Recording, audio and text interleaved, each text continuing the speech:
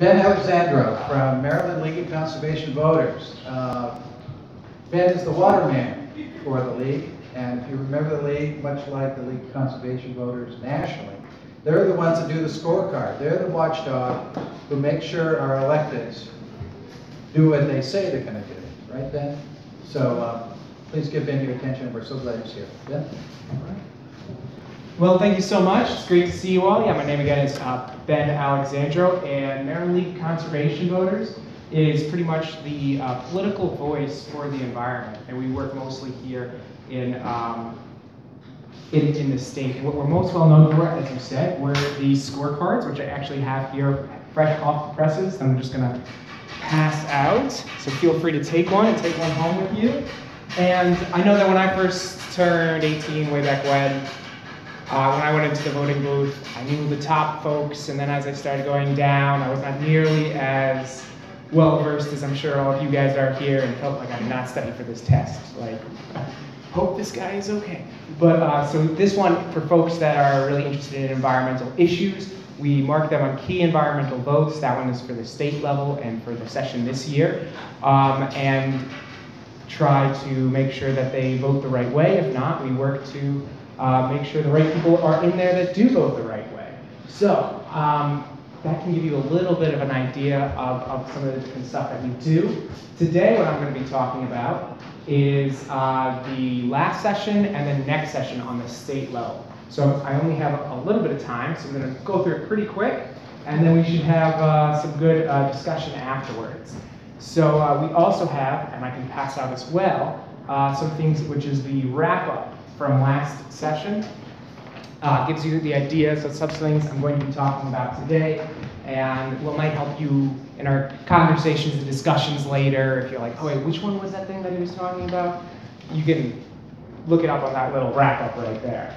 So, one of our big wins we had this year was for the Clean Energy Act and Green Jobs Act. That was vetoed by the governor the previous year, and so actually went back to get an override this year, expanding renewable energy for both environmental benefits, but also to really have a good influx of clean jobs. Meaning that 25% of the energy that different utilities would be buying by the year 2025 would be from renewable sources. And then one of our other really big ones was we banned fracking this year, which is pretty fantastic. That's a humongous outpouring of support. You know, and there's a lot of issues with, I actually used to work in West Virginia and talked to a lot of people that their water would be coming out brown or potentially flammable out of their taps in their houses. Like they could literally light it on fire. Yeah, because of fracking going down into different areas around them. And all the drinking water, you know, there's a lot of, especially on Western Maryland, where a lot of the drinking water comes from, be really endangered. So luckily, we don't have to worry about that so much in the state. One of the other big things was antibiotics. Has anyone here heard of the term like super germs? Oh, yeah. Yeah. That's because in a lot of cases, they would be giving human antibiotics to animals when they weren't even sick, whether it's for growth promotion, which doesn't even really work that well, or for preventative measures. But if you were like trying to breed superbugs, that's what you would do, right? You would just keep giving some low-level antibiotics until lo and behold, oops, now we have all these resistant bacteria and whatnot that can do some major damage, like really make people sick. So luckily now we have it so, hey, you can only give it to the animals if they're sick. You shouldn't just continuously give them antibiotics. One of the other big ones was for pollinator protection. We're saying that it sounds small at first, but basically state pollinator habitats, like you know when you're driving down the road, you see those signs that it's like little butterflies. They're like, oh, state pollinator habitat area or whatnot for monarchs or for whatnot. They can't use neonicotinoids, which is the pesticides that are linked with the thing that's making all the bees die. Have you heard the colony collapse disorder? And they're finding that neonicotinoid pesticide is also linked to some health issues in like unborn babies and some very elderly and such. So It seems like kind of a no-brainer, like why would you want to put these pesticides on these places that you're trying to lure in your pollinators and your bees? But it was a loophole that really needed to get changed, so we're glad that we got that. Another big one was for the Bay Restoration Fund. It's a new Clean Water Commerce Act, a way of saying, rather than just paying for the projects that go on the ground, why don't we pay for the actual amount of pollution that you reduce? So a different, more market-based way of getting rid of some pollution, as well as having some money going for the Bay Restoration Fund that you might see on your water bill, going to upgrade some of the smaller wastewater treatment plants. Another big win, that was a big bipartisan win, was for healthy soils. That one was basically establishing a healthy soils program to make more organic soils and more ways of actually using the soil to sequester carbon by having more little critters in the soil that can actually help trap a lot of carbon in there, as well as do some supporting farmers and organic farmers and such. Another big one was for oyster sanctuaries that we got passed. There's a study going on right now, and DNR was trying to make moves of, the study was trying to figure out how many oysters we have, because it's one of the only fisheries in America that we really don't even know really how it's doing. But they have sanctuaries, and DNR wanted to just try to open them up so that you could just start harvesting in these oyster reefs, three-dimensional reefs. And you need oysters growing on other oysters to be able to filter the water, and also have make little, the little oyster babies that swim and get onto new places. And this was saying, no, you can't open up those oyster sanctuaries and harvest them before we have this study complete, because we don't know if that's going to be okay or not. You could totally crash the entire population, and then who's going to eat oysters anymore? That seems like a bad idea. So luckily we got those protected. It wasn't all rosy. We had some awesome wins, but we did have some losses. One was, Emily was eloquently talking about the forest resource ordinance here in the county. We tried to do something on the state level that would basically be very similar, kind of modeled after what you guys were doing here, doing a one-to-one replacement. We did not get through. It ended up dying in the House. We tried to get it as a task force so that all people could come together to say for next year what's the best thing, a way a bill could go forward. But this year, just about every single task force, I think except for one on bicycling, and the whole state house died before, it's only 90 days to get everything done. So we're really looking forward to next year. Another one that we were upset about losing was the styrofoam ban that we tried to do. Not all styrofoam would be banned, but when you get the takeout containers, the clamshell things, or styrofoam cups, things that are easy to replace. There would be transition, phase those out, because this is a picture we took at the near Baltimore, of just the amount of styrofoam that gets in the bay, and it's about 30% of the landfill space, and it's no secret that they're all filling up. To try to get rid of that. So right now we have about a third of our Marylanders are actually living in an area with it banned, so we're hoping to do that there too. Another loss, unfortunately, was the septic bill. We tried to get it so that you couldn't have new systems, new developments on outdated septic systems, but unfortunately didn't get through. So now we're looking towards what are we going to do with those wins and losses for the next year. Big one we're going to be looking at is the Forest Conservation Act. We're really starting to do that. We really want these local level to really go through and be strong, so we can do something that can be a model for the rest of the state that then next year we can take there. Because actually, this is an issue that's not just in Maryland, not just in Frederick, but actually even in the whole Mid-Atlantic region, in the whole Chesapeake Bay watershed, where there's streams that eventually make it to the bay, all the way up into New York. They're saying it's about 70 acres a day is lost to forest, just from development, from whatever. So we're trying to stem that loss. It's big construction projects right now only have to preserve a very small amount or replant a very small amount.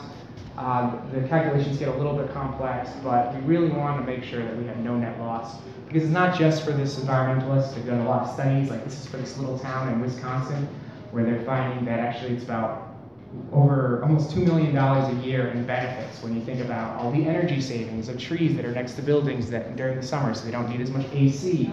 Fixing the air quality so you don't have as much asthma. You have them increasing property values. You have them stopping floods, etc.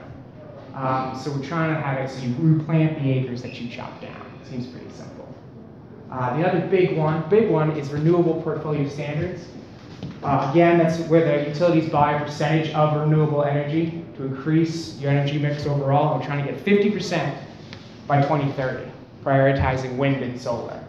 Because right now we have a lot of dirty energy mix that contributes to climate change, but also really has dirty energy really harms our health, especially for elderly, poor, and children. They've actually done a lot of studies where it actually disproportionately really affects minorities of color and like if you look at this graph, you can see where Black and non-Hispanic actually have much higher rates of asthma because there's a lot of environmental racism, unfortunately, and we want to make sure there's more environmental justice in a lot of different areas. And you're also finding much higher of not just African Americans, but of different areas, depending on where you live, is a very big teller of whether or not you're going to have asthma. And there's definitely places that have much higher concentrations of it than others. And a big issue from that is the types of energy that we try to make there. But there's a lot of benefits that you can have, not to look on the negatives, but of having clean energy, whether it's jobs, health, of course, climate change, etc. And there's really a big focus on this bill of having workforce development in that we really want to work on. So we're eventually hoping to get to 100% renewable energy, but that's where we're trying to get along the way, to 50%. So another issue I'd be happy to talk about later is this kind of zero emissions piece that we're looking at. And I have some flyers over there to give you a bit more information about that. But I really want to leave us plenty of room and time for discussion. So that's kind of what I have right now. So thanks so much.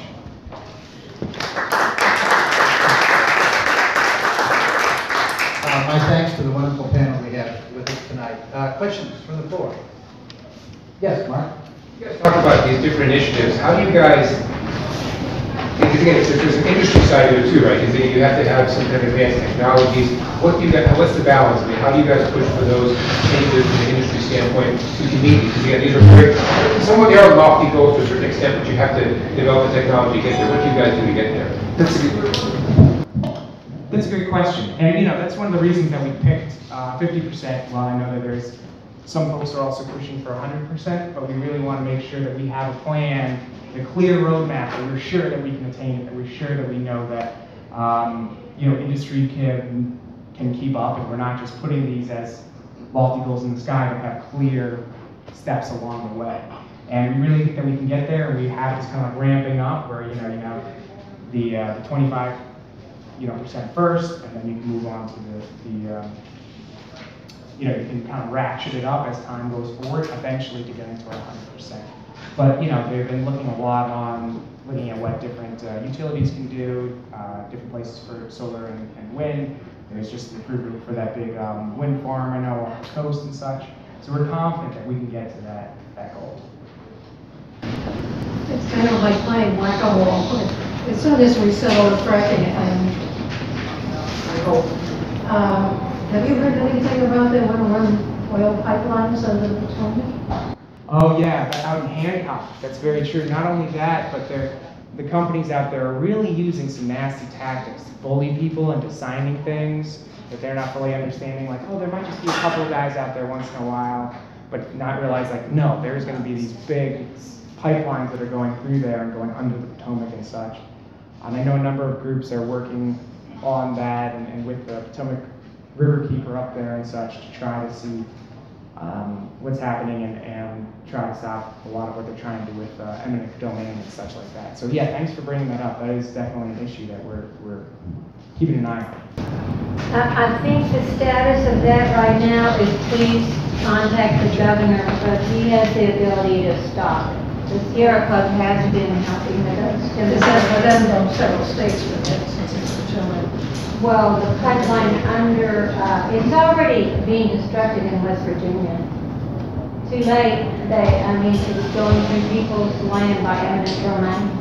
But they want you to contact the governor and tell him to not allow it to pass under the river in Maryland. And Maryland owns the river, so that's the state with anything happening with the Potomac River, is Maryland owns the entire river, so ultimately Hogan he can say yea or nay on it. Any more questions? Yes.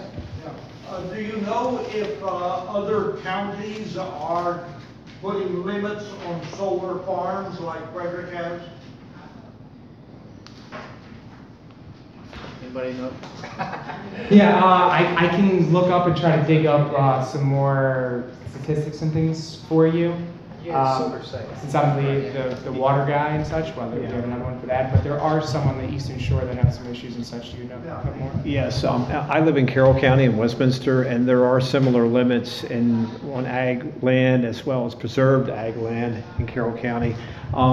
We also have a person in the Sierra Club, several people on the Energy Committee, that they're trying to look at these solar ordinances and regulations in all the counties and try to baseline those so we know where everything is. And that's ongoing right now. And so for the RPS, Renewable Portfolio Standards, for the 50% campaign, if you're interested, there is a petition I have here, so you can take action right now. Pass it around, so feel free to sign it if you like. Another question? Let these guys off pretty easy. Okay. Yes. I'm sure that you know about that we have the Maryland Electric Choice. I know Karen changed to Consolidated Energy. You can get your electricity through an alternative supplier now. Potomac Edison will still bill you, but there's a whole realm of, I know Arcadia Energy, Green Mountain Energy, Clean Choice Energy. Oh, I'm sorry. Constellation, okay. So you can change your electric supply over right now to alternative. And the more people who do it, including if this city decided to do it just in their city buildings, it would be a huge push to get rid of dirty coal energy coming in here.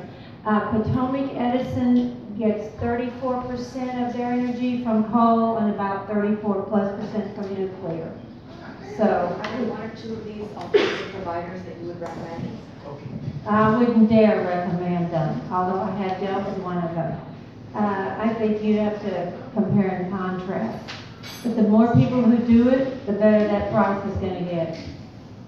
And the more Potomac Edison has to start getting their energy from somewhere else. So is there anything online where this has already been done, rather than having every single taxpayer compare and contrast?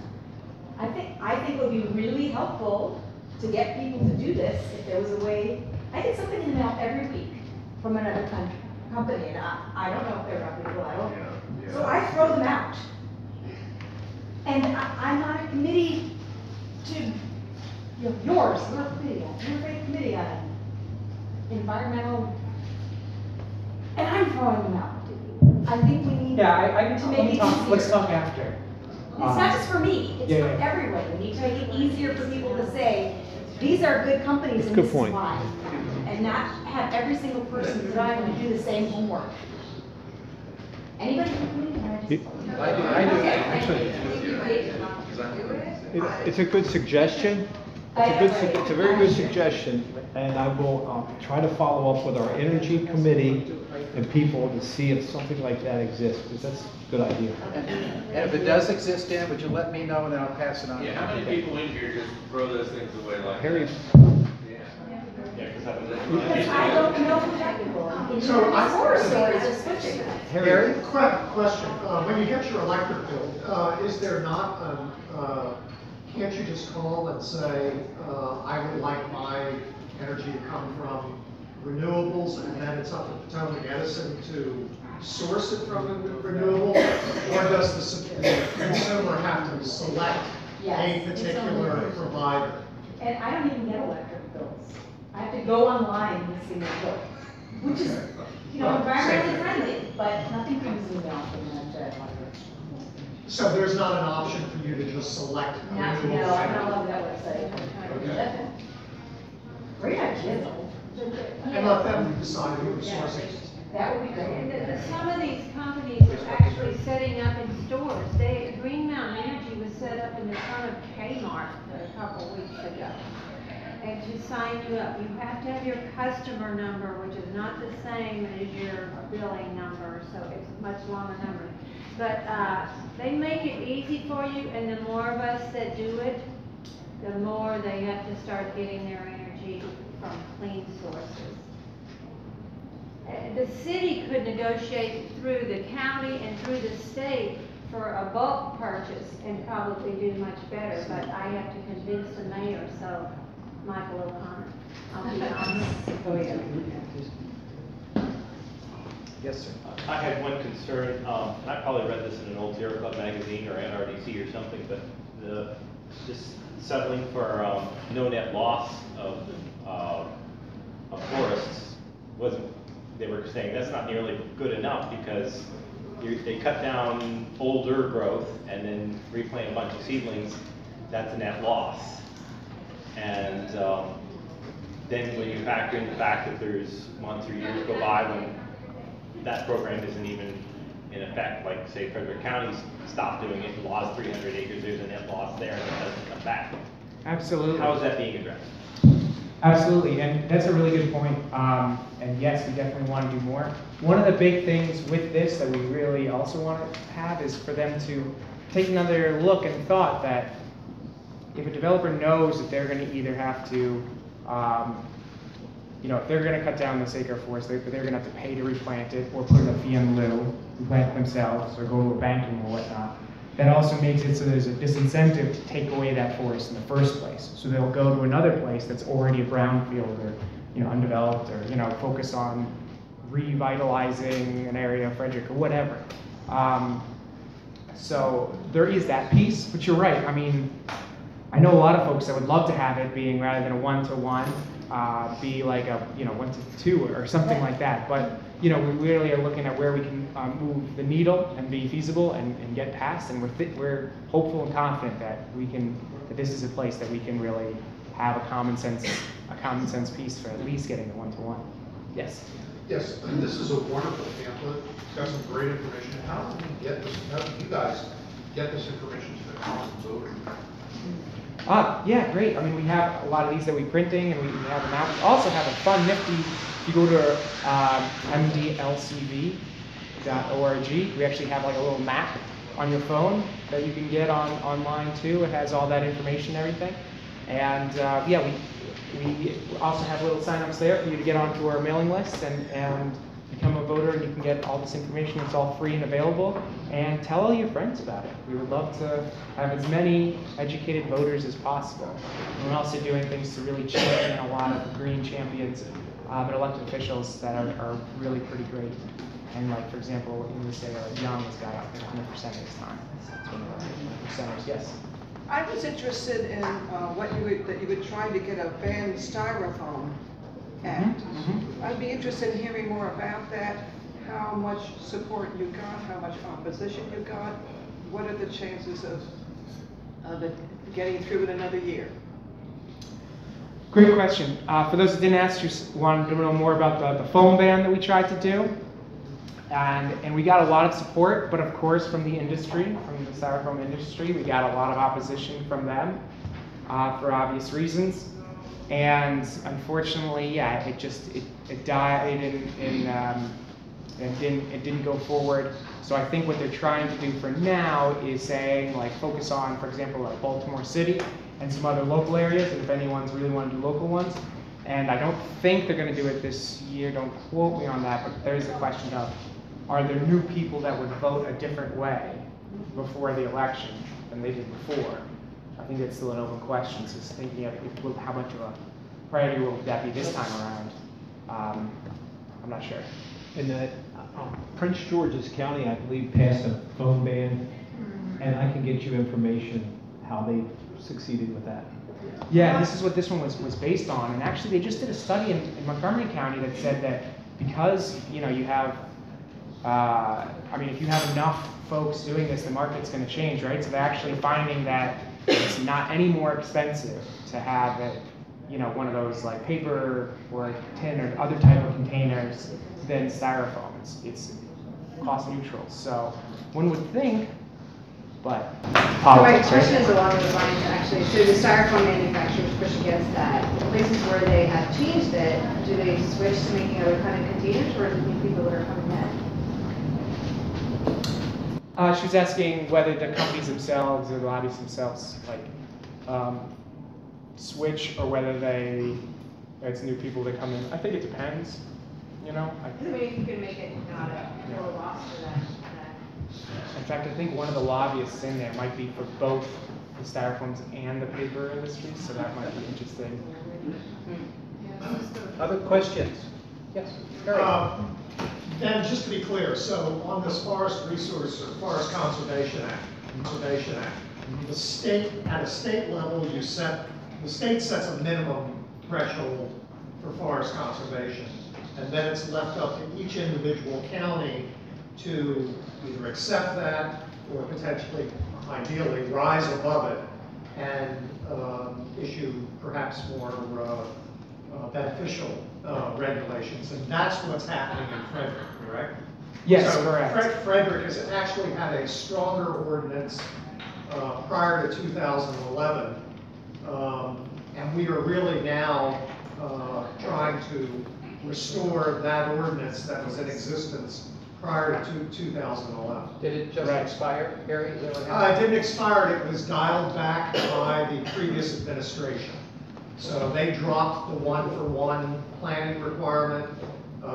They dropped, they said. So not only did they dial back schools keeping pace with development, but also trees keeping pace with development. Yes, yes. And one of the reasons that this ordinance also came up is, has anyone been out in like the Linganore area recently, where they're doing a lot of chopping down of a lot of the older growth forest there? It's also a lot of area that's like very important for water quality and for drinking water, since drinking water. And some of us, just one further point, I'll be quiet, but some of us just recently met with Jan Gardner, MC Keegan Air, Bud Otis, and some others with respect to, you know, communicating what our environmental initiatives were, trying to keep, you know, allow them to keep their finger on the pulse of what we were, what's on our radar. And to a person, each and every one of them said, you guys need to come to the meetings, to the public hearings. You need to have your voices heard. This was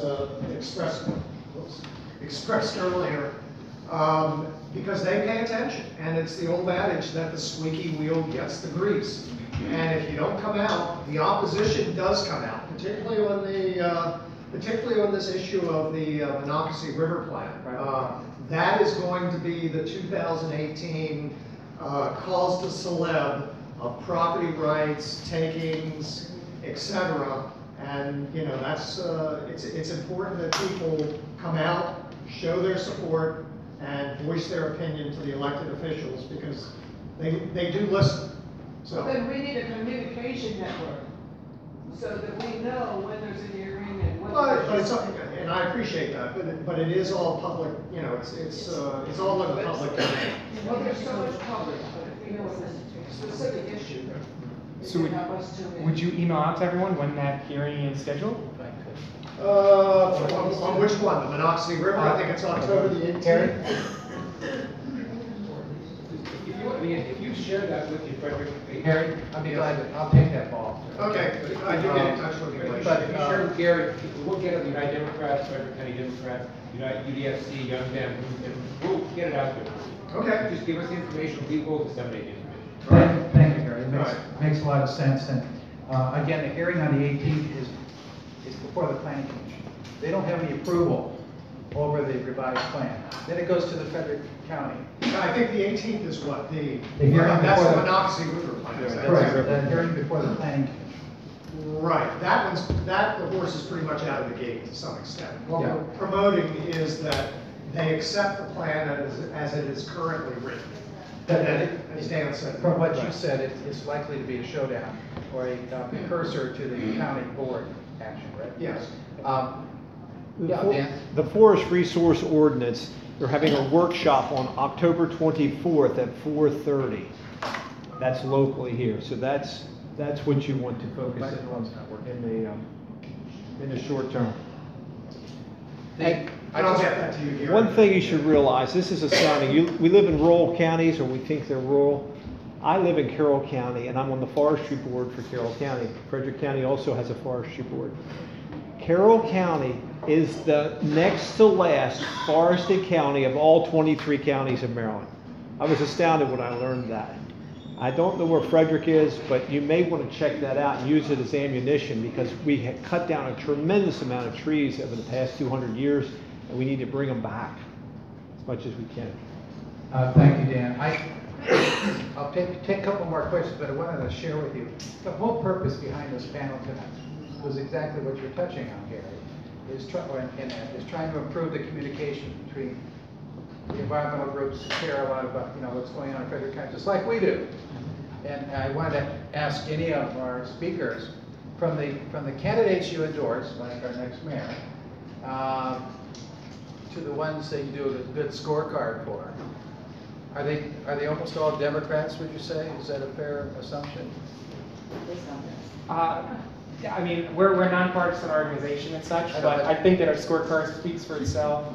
And though there are some Republicans that are good on the environment, we'd always love to have more, it does skew the other way.